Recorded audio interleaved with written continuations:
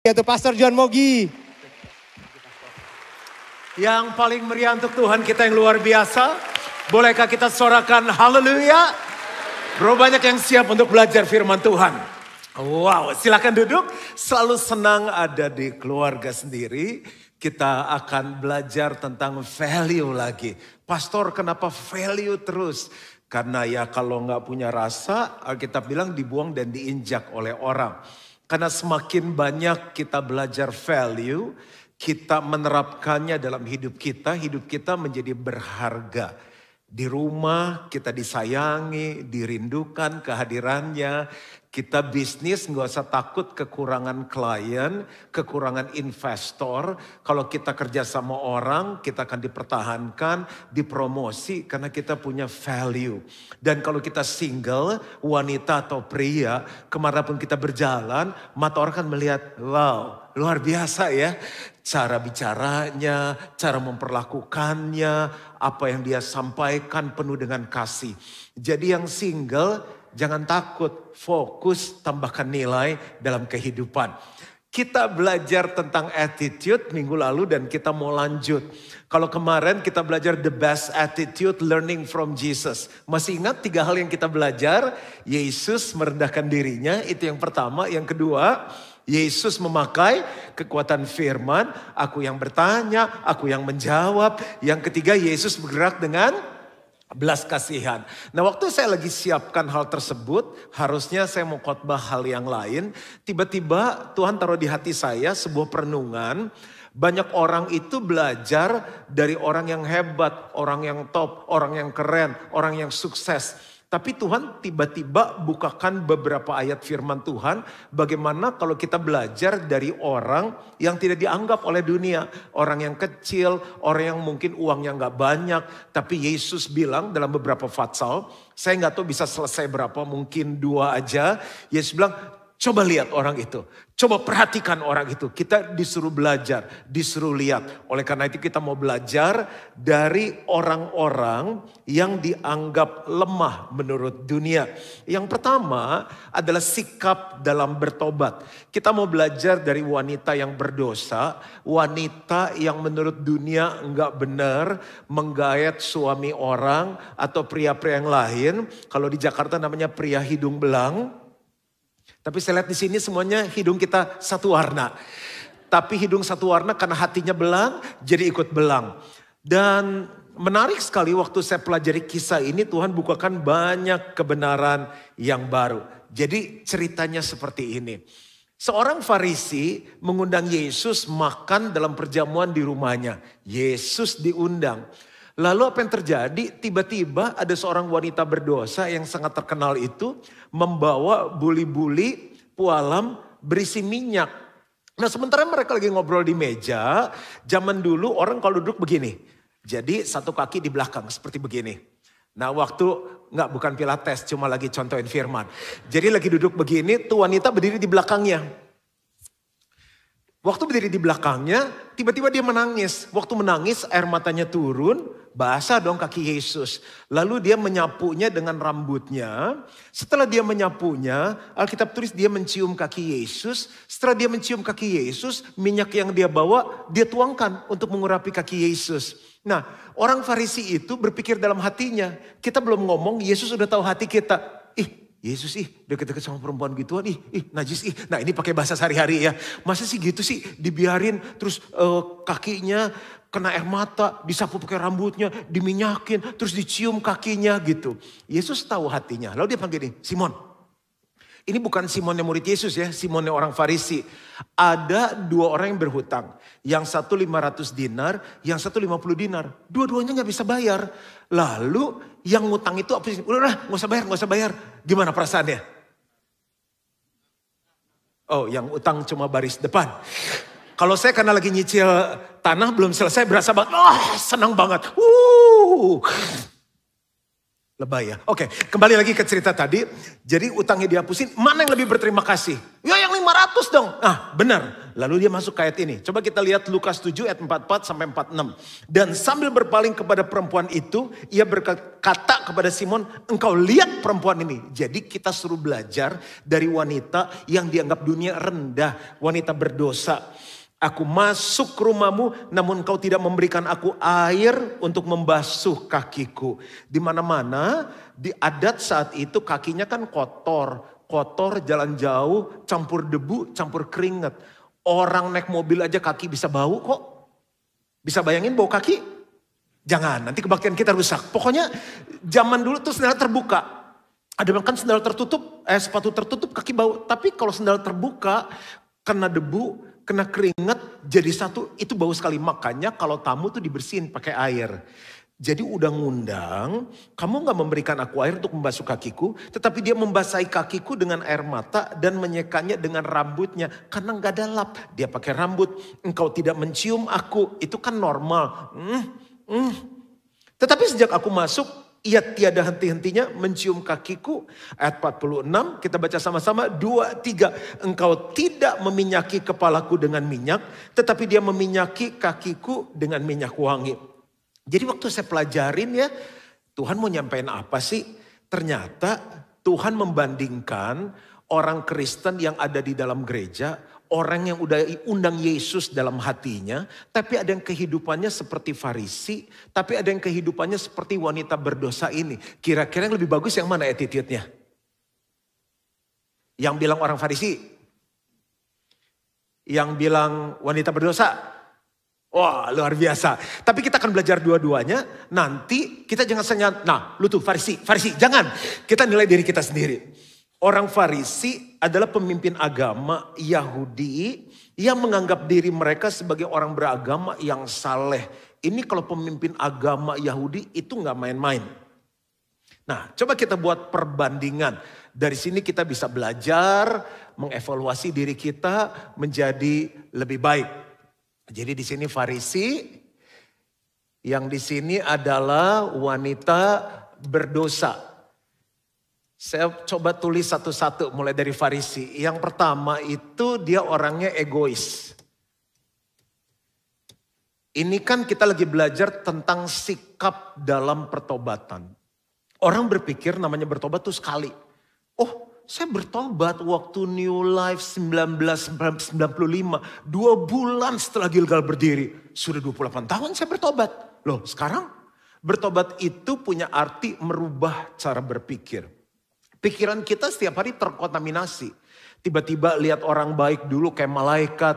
Sekarang di pikirannya kenapa tuh orang begitu ya Pak, gue tusuk juga ya. Lihat orang itu jadi kayak setan. Pikiran kita bisa macam-macam. Tiba-tiba lagi ngelihat apa, pikirannya bisa pengen berzina. Jadi pikiran mesti dijaga setiap hari. Pikiran itu mesti berubah setiap hari.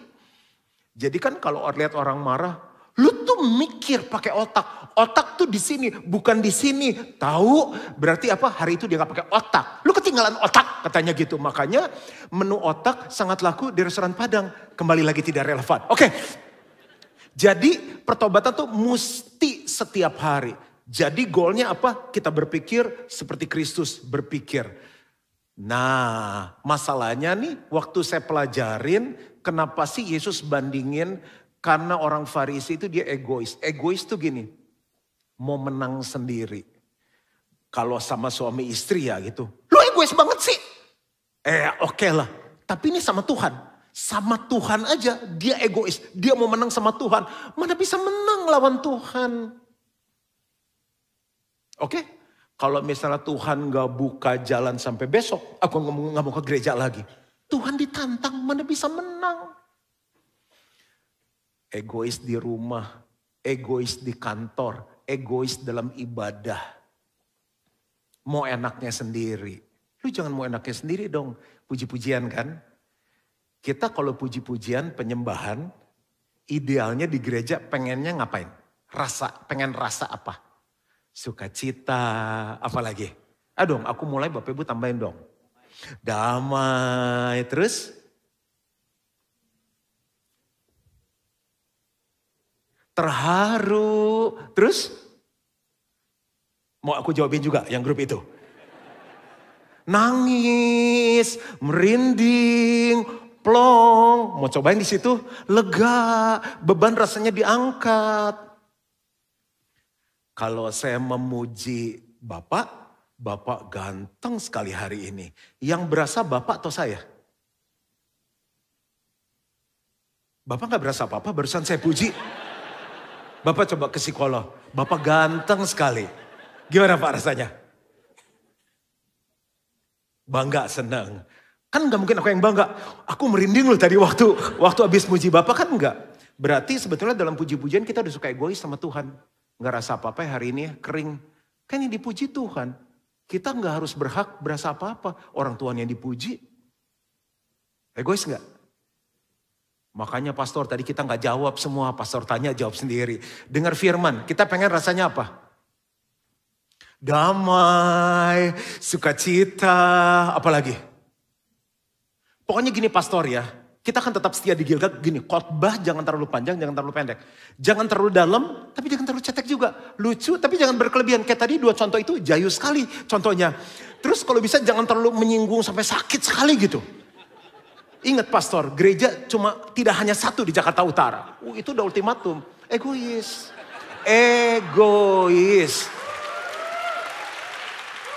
Gereja tuh jangan dibikin kayak dunia gitu pakai ngantri-ngantri, emang konser. Egois. Yang kedua, berarti mesti bertobat gak? Itu attitude. Yang kedua adalah sombong rohani.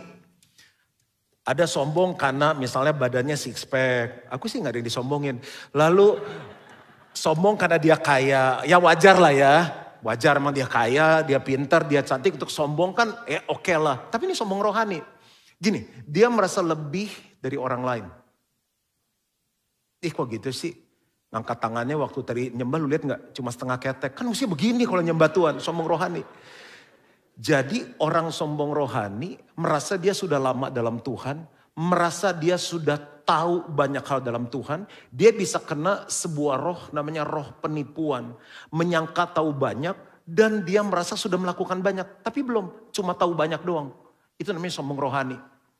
Kalau ngomong sama dia ngeselin. Istrinya aja pengen gigit dia. Jadi gini bro ya, lu coba kalau baca Matius 7. Nah gue inget tuh waktu gue lagi dalamin Matius 7. Istrinya tuh di hati pengen. Udah pengen gitu, cuma. Ya namanya suami kan, harus menghormati suami. Kalau sombong rohani saya rasa sih gak ada ya. Enggak lah ya ini ya. Enggak. Yang ketiga, munafik. Ada nggak orang munafik? Muka nabi, pikiran kotor. Munafik tuh gini, yang di luar sama di dalam beda. Nggak apa-apa lagi, nggak kenapa-napa. Pas keluar, sialan tuh orang, dia nggak tahu siapa gue. Maksudnya kalau ada apa-apa bilang, saya tersinggung Pak waktu tadi, tapi nggak apa-apa, saya maafkan Bapak. Itu benar, dalam keluarnya sama.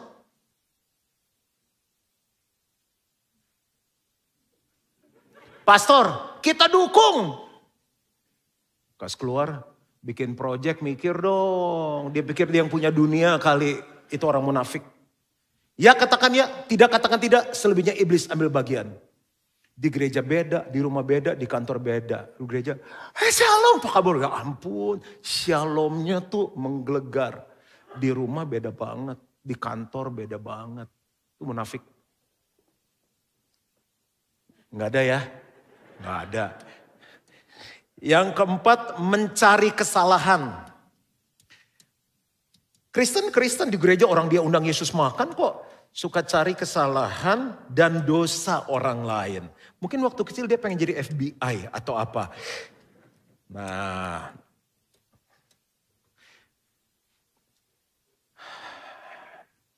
Menurut lu tadi khotbahnya gimana?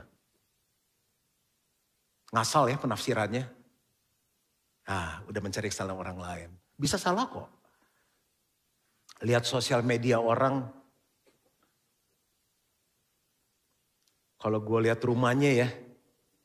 30 tahun tuh cicilnya. Lebih besar pasak dari tiang.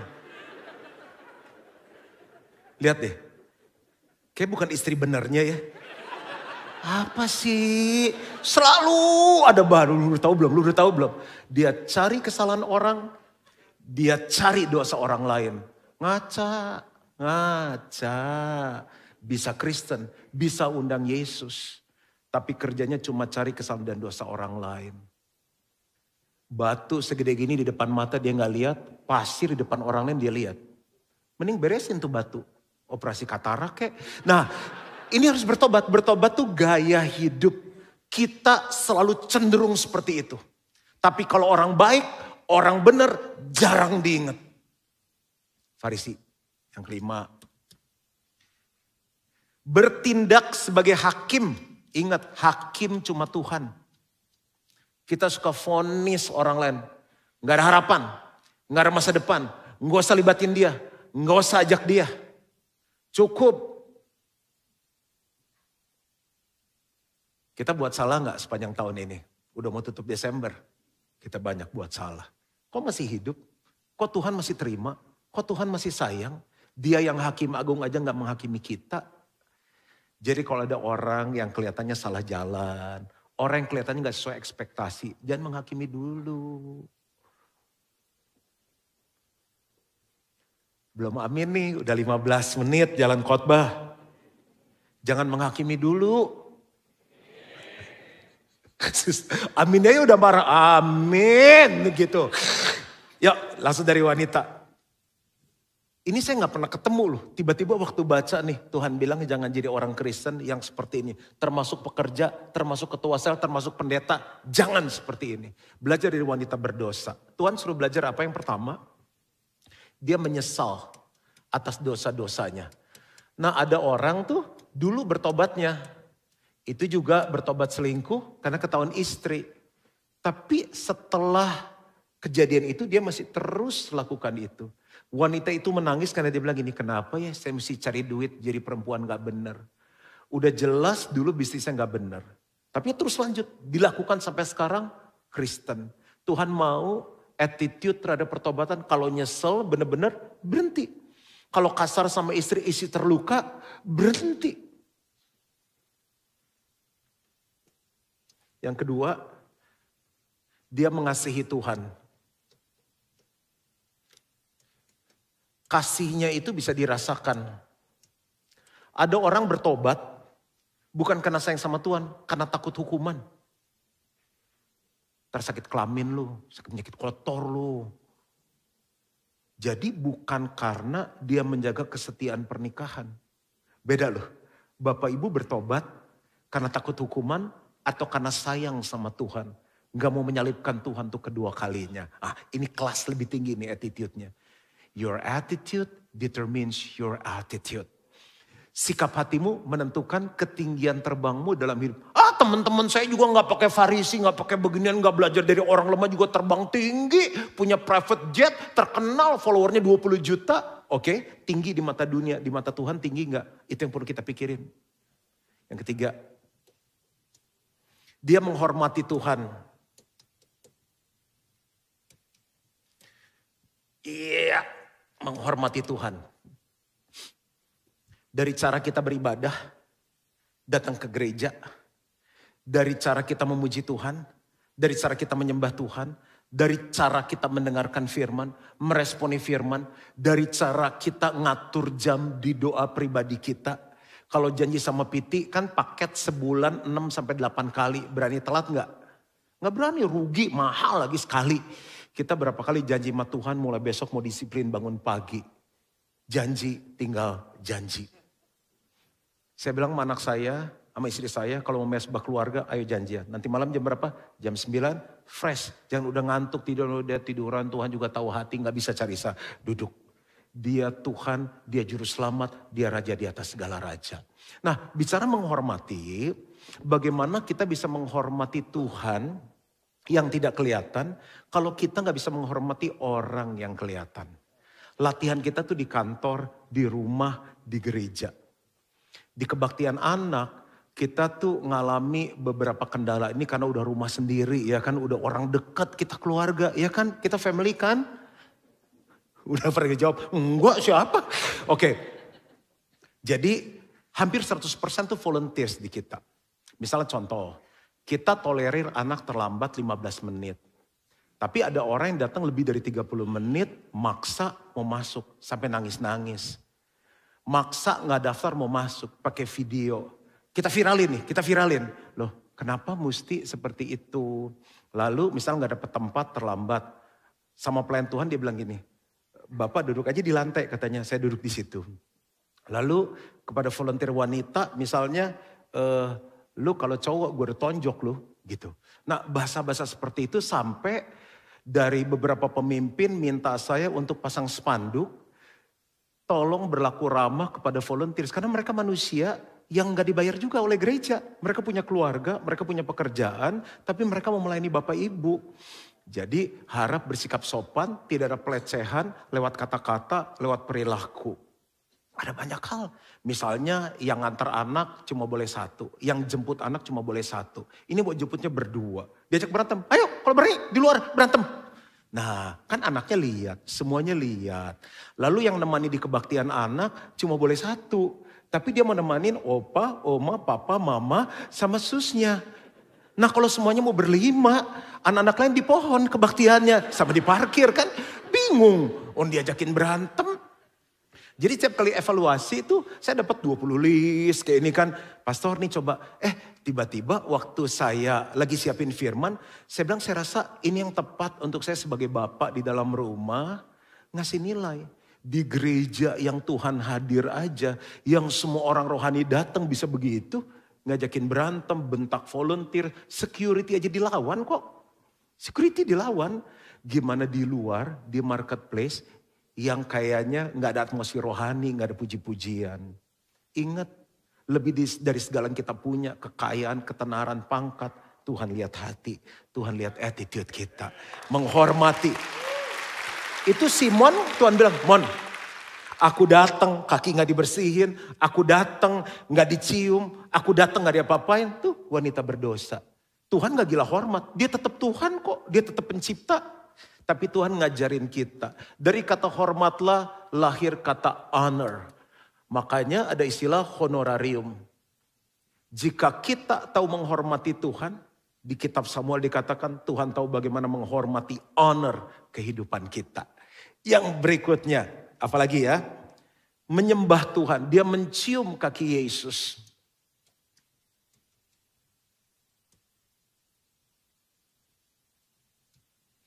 Penyembahan itu di hati. Ada banyak orang cuma sekedar sekarang melakukan.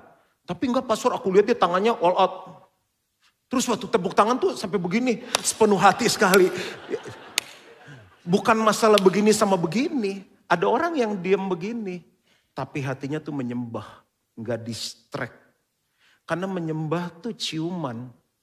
Kalau yang udah menikah ngerti waktu kita cium pasangan kita, orang bisa tahu pasangan kita dia ciumnya dari hati atau enggak. Coba lihat penyembahan kita sama Tuhan. Asal nyanyi aja. Ya ntar Pastor Fik ya, kok bisa sih? Yang berikutnya adalah menundukkan diri. Ini terakhir. Menundukkan diri untuk melayani Tuhan. Saya tulis, nggak dicetak supaya setiap kita bisa ingat. Menundukkan diri untuk melayani Tuhan. Karena dia tahu sekarang dia bukan hamba dosa, hamba dunia, tapi hamba Tuhan. Ada banyak orang bertobat. Jadi kalau kita jalan ke arah dosa, itu dosa. Di sana Tuhan dia bertobat. Stop, tapi dia diam di tempat. Sikap attitude pertobatan yang benar. Dulu aku melayani dosa. Dosa suruh berzina, aku berzina. Dosa suruh mabok, aku mabok. Sekarang aku berbalik ke arah Tuhan. Sama seperti wanita yang berdosa. Dan aku mau melayani Tuhan. Dia kebetulan punyanya minyak melambangkan kekayaan. Aku mau melambangkan melayani dengan kekayaan. Aku mau melayani dengan talenta. Itu sikap dalam pertobatan.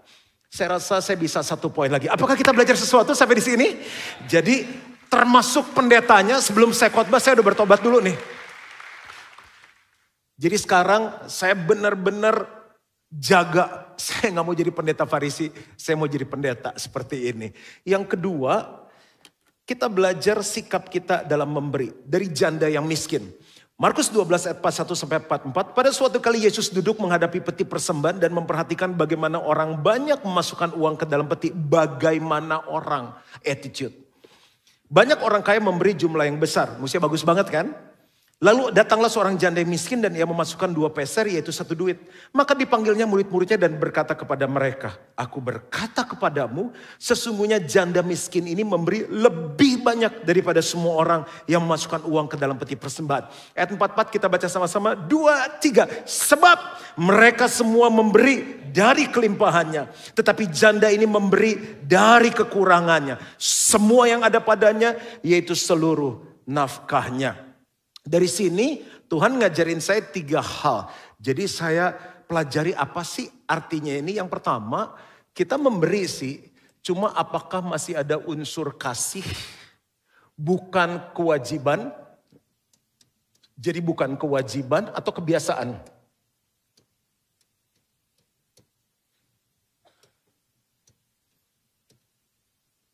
Nah, kita kan suka ngasih persembahan nih. Kadang, mah jangan lupa kolekte. Ya sekarang udah gak pakai kantong sih jadi kita lupa. Apalagi yang itu. Nah kalau kita ngasih, masih ingat waktu pacaran dulu? Pernah pacaran atau dijodohin? Yang pernah pacaran? Kayaknya semua pengen kita kasih. Beda gak rasa ngasihnya? Beda. Jadi saya sama istri dari awal kita menikah. Kalau dari bertobat 35 tahun yang lalu. Kalau yang namanya perpuluhan saya nggak pernah absen. Waktu memberi pun saya mulai taruh di amplop, management by envelope. Waktu menikah pernah satu saat istri saya yang handle, kita gantian. Sekarang kamu handle, sekarang saya handle, kita handle bersama-sama. Saya bilang gini, Lus, kita mau kasih berapa untuk persembahan ya? Kita atur, aduh kayaknya enggak deh, kita tambahin. Setiap tahun gaji mau naik atau enggak, saya bilang, Lus, Tuhan begitu baik sama hidup kita. Tuhan tuh kasihnya bertambah dalam hidup kita. Yuk mau gak kita kasih lebih baik lagi. Itu karena sayang kita mikirin. Nah saya aplikasikan dalam hidup. Saya kemarin nemenin temen saya punya papa umur 84 tahun. Satu pesawat di airport. Om mau minum apa? Tante mau minum apa? Tiba-tiba hati saya tuh sayang sama mereka. Om tante suka makan apa? Apa aja suka. Tante suka bihun goreng pakai kaki babi. Suka saya kirim ya. Saya bisa mesennya dengan cinta. Dan waktu dia terima ngomong thank you-nya dengan cinta. Anak-anak staf kantor saya, kalau satu-satu saya kasih kado ulang tahun, itu saya sama istri milih sendiri. Karena saya mau ngasihnya bukan asal, oke, ini lagi sale apa ya, es krim udah beli aja semuanya. Kasih, seragam enggak? Dia cocok enggak ya pakai ini ya? Itu kan kerjaan. Tapi itu gaya hidup yang saya bangun, yang saya buat untuk sesama, dan saya buat untuk orang lain. Ngasih kado untuk anak kecil, nggak selalu saya bisa ngasih. Saya bilang, Lis, coba kamu pergi ke toko itu. Kamu di sana fotoin nama saya pilih. Saya lihat, ini kayaknya kurang deh walaupun 5 tahun. So I give with my heart. Yang cuma contoh saya doang sih, karena saya belajar dari firman. Kaya bisa ngasih banyak. Tapi kalau nggak punya, ngasihnya dengan cinta beda. Pertanyaan, masih nggak hari ini, minggu lalu waktu kita ngasih persembahan, ngasih berkat untuk orang tua, ngasih bonus untuk staff. Ini saya udah mau mulai nih untuk budgeting tahun depan. Saya lagi ngomong sama mereka, saya bilang pikirin, staff kita gajinya layak nggak? Kamu punya usulan berapa? Lihat standar multinasional, lihat standar perusahaan nasional. Saya bilang kita bandingin semuanya. Mereka kasih dari sini. Karena gereja susah. Perbankan punya standar, apalagi startup punya standar. Gereja nggak punya standar. Tapi saya mau kasih kepada siapapun dari hati. Yang kedua, ini merupakan sebuah pengabdian. Wanita itu nggak punya apa-apa. Tapi dia hatinya benar. Dia memberi seluruh nafkahnya, bukan berarti habis ini kita kosongin semua tabungan kita, bukan. Tuhan ngajarin tentang iman. Dia percaya banget waktu dia ngasih walaupun cuma 2 peser itu menyenangkan Tuhan. Seringkali kita ngasih udah asal, udah kolekta, udah kasih buat papa, kasih buat mama, udah ngasih kado. Kita nggak punya lagi sebuah iman bahwa memberi itu adalah tanda cinta, tanda hormat, tanda syukur kita kepada Tuhan. Kita sudah lagi nggak percaya firman, siapa memberi kepada orang lemah, dia memiutangi Tuhan. Kita nggak memberi untuk ngarep, tapi kita harus memberi dengan iman percaya bahwa pemberian ini menyenangkan Tuhan. Bahwa pemberian ini sesuai firman Tuhan. Waktu kita memberi, kita akan menuai apa yang kita beri. Makanya waktu kita memberi dengan cinta, saat kita nuainya itu cinta. Ada saat di sebuah titik di mana kita bisa beli makanan mahal tapi nggak ada cinta. Kita bisa beli barang mahal nggak ada cinta. Dia kekurangan, tapi dia punya iman, Tuhan pasti disenangkan. Dia pasti masih bisa hidup bulan depan lagi. Dan yang terakhir, pengorbanan. Saya tulis korban aja ya, biar cepat. Korban. Coba kita lihat definisi pengorbanan di layar. Yang pertama, pengorbanan adalah suatu tindakan yang dilakukan untuk orang kita sayangi.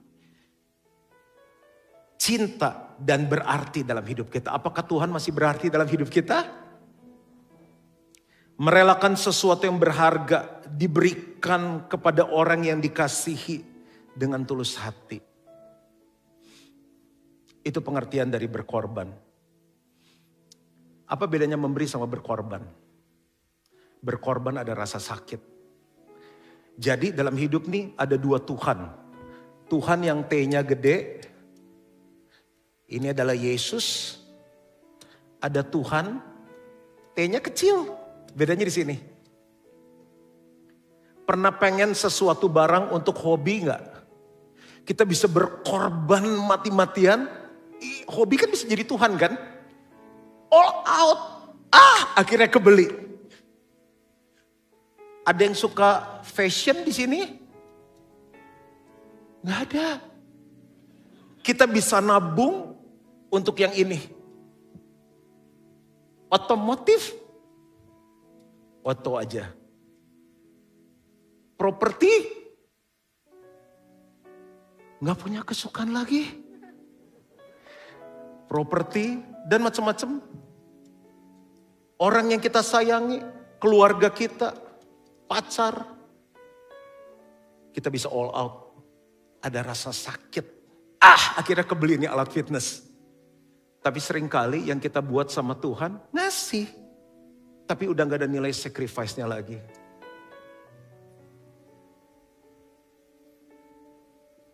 Ada sebuah sukacita waktu kita memberi dengan sacrifice. Ini gereja di awal, saya bilang saya ngasih apa ya Tuhan ya? Cuma punya mobil, cuma punya uang pensiun, perhiasan kawin.